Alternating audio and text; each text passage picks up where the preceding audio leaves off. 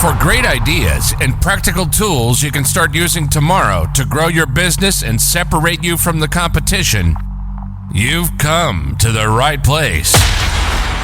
If you're into B2B marketing and sales, then welcome to the one and only B2B Marketing and Sales Podcast. With over 60 and counting total years in the trenches of businesses small and large, they have a plethora of knowledge and experience that generate you more leads, capture more clients, ring up more sales.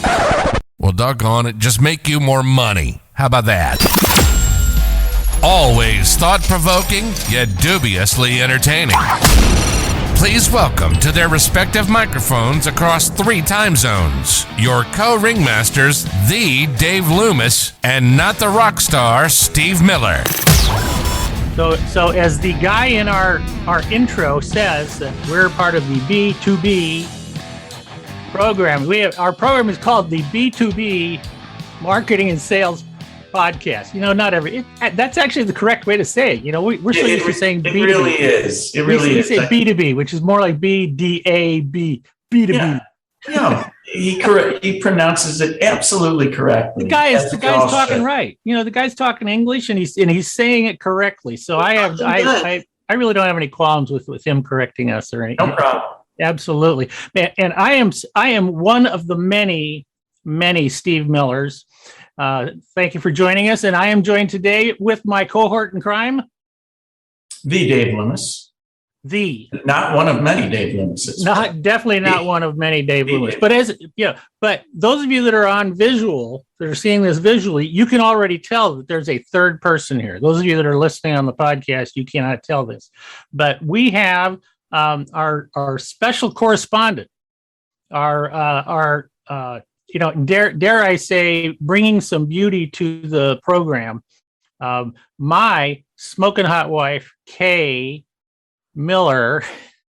Welcome, Kay. One of the Kay Millers. One of the Kay Millers, unfortunately, but she's one of a kind, and she's in here because we do call this the B2B Marketing and Sales Podcast, and so far, all we've talked about is marketing. But we do want to talk about sales. And so we're going to kind of lean on Kay as our expert in the sales area. And so we've asked her to come on today. She is in the midst right now of completing her first book, which is going to be titled what is it titled? Uncopyable Sales Secrets. Yeah. Uncopyable Sales Secrets. So kind of goes with the uncopyable theme, as some of you might guess. And so she's working on that. It's going to be delivered very soon. And both of our books are probably going to be out in the first quarter of 2022. And so I thought one way to kick this off with having you in here, honey, is to very, very quickly give a quick background as to why I call you Muffler Mama. All right.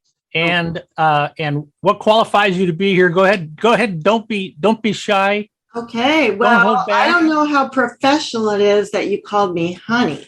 But yes, I am the smoking hot wife. I call Dave honey quite often. So I'm sure you're generous with that word. But yeah, I've been in sales my whole career, and it's been very interesting. It's been fun and rewarding. And Muffler Mama is one of the nicknames that I have earned through that sales career.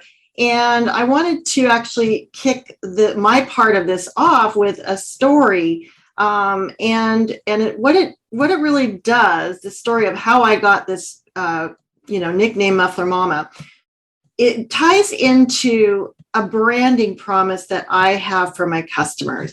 And when you are in sales, your customers are not only buying your product or service, they are really buying you. And, you really need to establish that with them, what makes you unique. And when I first started with a company called Walker Exhaust, and this is in the field, believe it or not, of mufflers and catalytic converters. That was many years ago. It was very unusual for a woman to be in that industry. But I'll tell you what, I had a lot of fun. But when I started with Walker, I didn't know much about cars. I knew how to drive one, and that's debatable because I have been involved in some accidents. But, in my defense, they've all been when I was in the reverse gear. I've never had an accident going forward. But anyway, I didn't really know about cars. That's actually kind of a dubious achievement, if you ask me. I once backed two of our cars, our family cars, into each other. Steve, I don't know if you remember that. I've done that. No, I've done the same thing. I'm so happy to do that. This is before backup cameras. Thank goodness we have those now. But when I first started selling mufflers and exhaust products, I'm like, okay, I have no idea really how this works. What am I selling to my customers? I could look in all my, my materials, my pricing list. I went through training, but you know what? I really didn't know what's it like to use this product. So I thought, I want to know from my customers' perspective what it's like to use this product. I really want to walk in their shoes, or as I later called it, walk in their steel toe boots, because that's the first thing I had to do is go out and get a pair of steel toe boots, which are quite lovely. And I went into one of my current customers and I said, please, will you teach me what it's like to install an exhaust system? And if you want to hear the full meal deal on that whole experience, read my book because it's pretty comical. But really, it gave me such an understanding of what it's like, and it built so much credibility. So I think as customers or as salespeople, having a branding promise and letting your customer know what you're willing to do for them and having a story that proves it really will set you apart from other salespeople. So that is the Muffler Mama story. How did I do? Well, it did. Yeah, you did great. I think, but you didn't tell them why you're qualified to be here.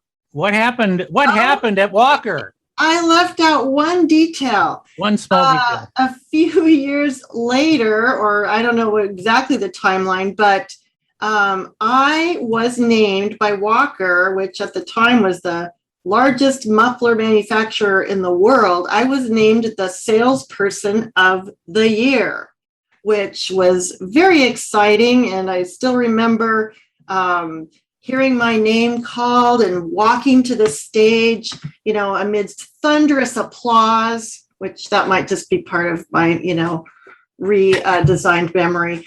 And they had this backdrop of like exhaust pipes staying there, behind us with the spotlight shining. But yes, I was awarded the top sales award for selling more mufflers and catalytic converters than anyone else in the country.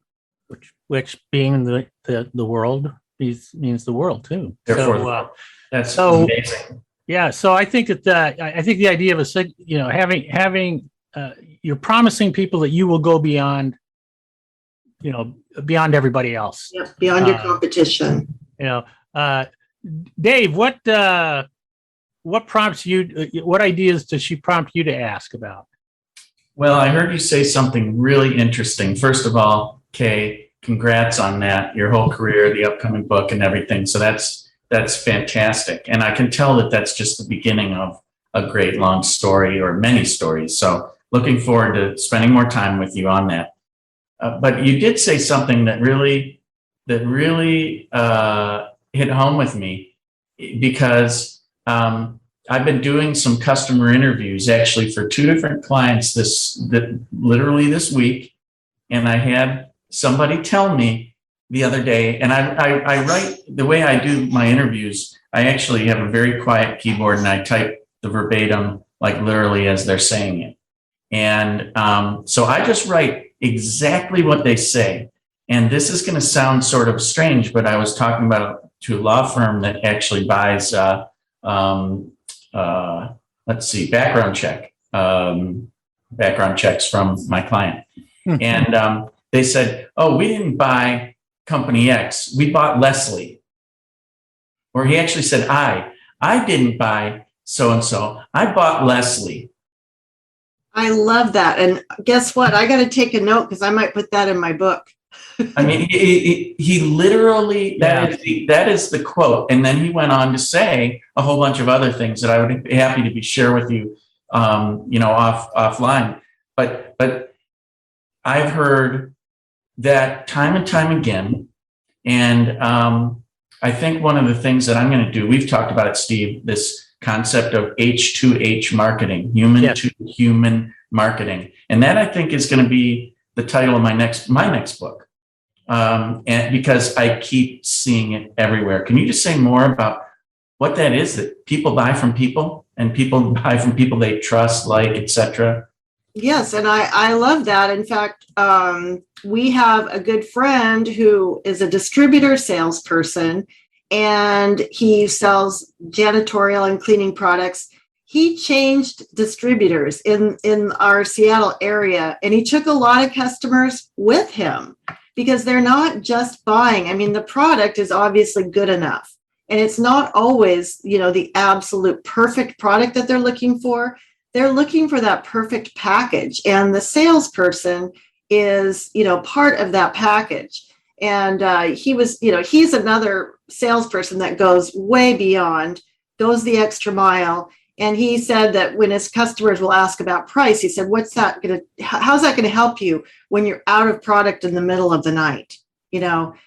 There's so much more than just the product. You've got, people buy from people they have a relationship with, from people they trust, and people who they feel really understand them. And, don't even get me started on salespeople that just go in and throw up details of their product.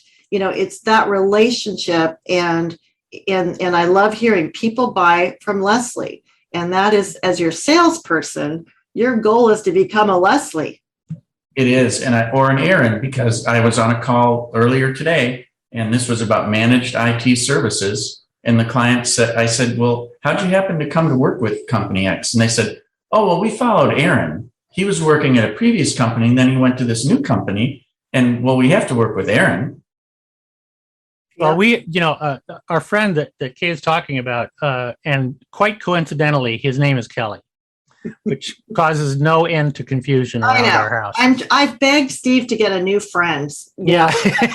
Because it's so confusing. And there was one time we were having an ice storm in Seattle, which is extremely unusual, right? So of course, nobody is prepared to be driving in an ice storm in Seattle.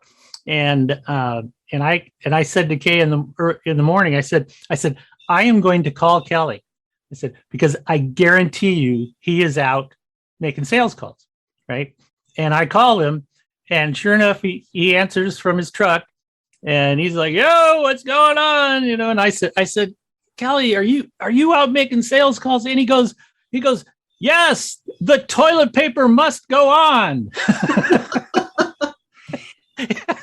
And that is great too, because, one of the things too, in fact, my second point was to be memorable, because you want to be unique. And, Kelly sells a lot of different products, so many different industrial cleaning and all these different products. But the one he says, I sell toilet paper. That makes him memorable. That's one of the things that makes him unique. And you're right. He goes above and beyond to the point where he's out in the icy roads because he wants to take care of that customer, because the toilet paper must go on. But that's really interesting, because there would be some people out there that if toilet paper is part of what they sell, they would be embarrassed by that and they would underplay it. They definitely wouldn't mention it at a cocktail party, let alone at the customer. They'd say, oh, and yes, we also sell toilet paper, that kind of thing. But what about wearing things with pride? What about, having loyalty and actual, a great sort of self-esteem about what you sell? I'll bet you were really proud of the mufflers that you sold. Well, you know what? At first, I have to say I was, I was much younger. Let's not use numbers. But yeah, Muffler Mama, at first, I thought, oh, wow, that's so weird. But then I realized, hey, I am Muffler Mama and nobody else is Muffler Mama. And, if you can be memorable like that, I mean, I talk in sales to salespeople all the time. They say they can't even remember which one I was, if we're all looking for things to be memorable. And if you're not watching us, you don't know that we're all wearing orange, but that's a huge branding, branding thing. Okay. I'll just call it a branding thing. It sets us apart. And Dave, you also have that color orange. I just got an email 5 minutes before we got on from a customer of ours, a client. And he said, hey, I saw this watch and I thought of you guys, and it's got this bright orange face. So yes, separating yourself from others, isn't always a corporate thing or a button down thing. It's being real and connecting and going with it. And I like the comment you made, Dave, about being proud of what you do, of who you represent. Our buddy Kelly, I think I've heard him say, 100 times, at least 100 times, I've heard him say to somebody, I sell toilet paper, right? And like Kay says, I mean, he sells all kinds of stuff. I mean, up to $50,000, cleaning machines, and stuff like that. But that's what he says, and because of that, he's very, very memorable. That's great. One of the last episodes we did, I can't remember whether it was the last one or the one before, Kay. We talked about things that people do wrong in marketing. Can you think of something that people do wrong in sales that comes to mind in B2B sales? Or mistakes that people make, common mistakes? I have to go with the one I always think of, and that is talking too much, dumping too much information.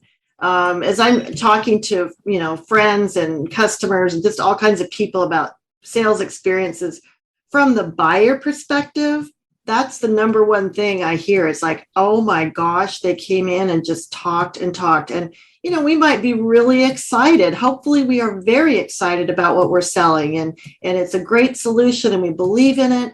But, you can't just start off by blabbing away about how wonderful you are. Steve and I talk about this in websites. You read websites and it's all about we and I. You really need to establish that relationship. Even if it's a one-time sale on a car lot or something, you need to start with the customer. I think that's the biggest mistake is salespeople just talk too much.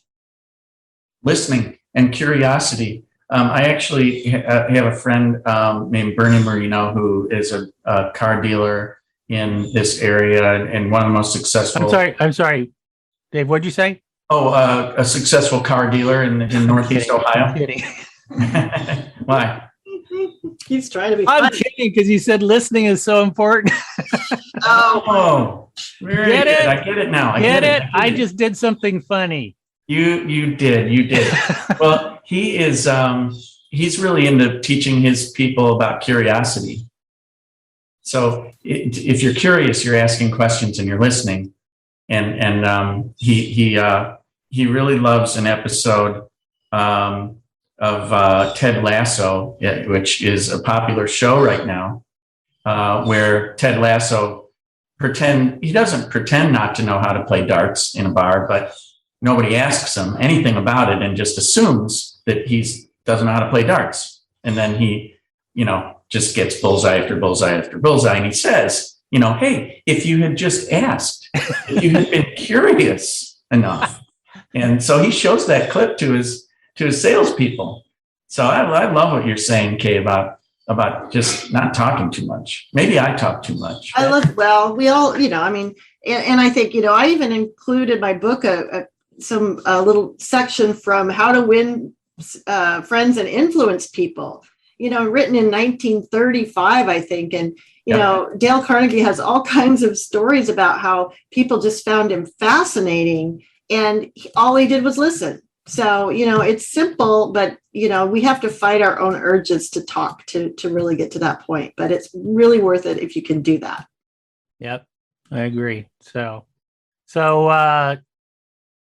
Kay Smoking Hot Wife Miller, welcome aboard. Thank you very much. It's be our special correspondent. Mhm. Dave, you want to take us out of here? Absolutely. That's great. Thank you so much, Kay. And thank you, Steve, for another great episode. And we will be seeing you next time. If you like us, we like to say. And like the old guys. Yeah, exactly. And then we'll have another great episode soon. So tune in. Anything else, Steve? Nope. Thank you, everybody. Thanks, you guys. And I really hope everyone watching and listening to this call, I wish you all the very best in your sales success. We do too. Thank you. Thank you, Kay. And we'll see you again, I'm sure. Thank you for listening to another episode of the one and only B2B Marketing and Sales Podcast, the source for B2B marketing and sales insight. If you enjoyed the podcast, please be sure to subscribe and leave these old guys a 5-star rating. Check the show notes for any links and contact information. You can always contact us by going to b2bmarketingsalespodcast.com. Thank you, and keep on marketing, keep on selling.